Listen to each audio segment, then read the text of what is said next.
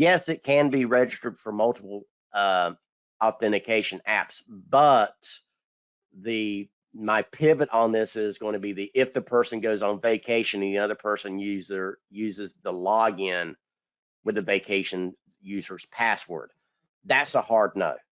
That should never happen. One user should never be logging in with another user's password. They need their own logins, they need their own accounts. Does that add some complication? Does that add some unexpected expenses sometimes for an extra license for something? Yes, it does. But you're introducing so many failure points into your security by doing that.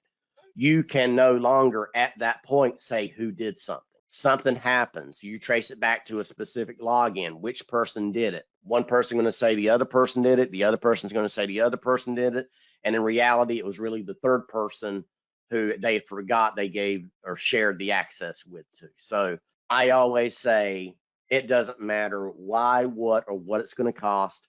Everybody needs an individual independent logon for everything with their own MFA setup, because otherwise you've lost the control. You've lost part of the purpose of user verification. You are who you say you are, and you have permission to see or do these specific things. So, yeah, I mean, Leopold did bring up, it's bad practice to share it. But if you get into a situation where you are forced to have to set it up that way, yes, they can have multiple 2FA applications set up for it so it can be used. So, each person can, have the authenticator app on their smartphone. But again, bad practice, not a good idea. And if you are forced to do it, then there needs to be a risk acceptance letter on file that said, I, as the security professional in the room, said you should not do this. You overrode me as the business owner. We're putting it on paper. And sometimes just putting your foot down on it and, taking the time to go through that process is enough to get the person on the other side to realize, oh, this must really be a concern if you're being that serious about this. Yes, I am. That's a professional transition change for a lot of people in the MSP space that some make, some don't.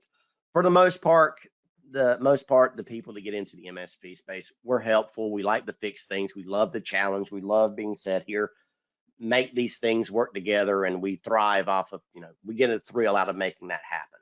And we don't step back and say, based on our experience, our knowledge, that no, you should not be doing this. We don't usually have I don't want to say we don't have the backbone or the cojones for it, but sometimes we're too paranoid about damaging a relationship to be stern with somebody.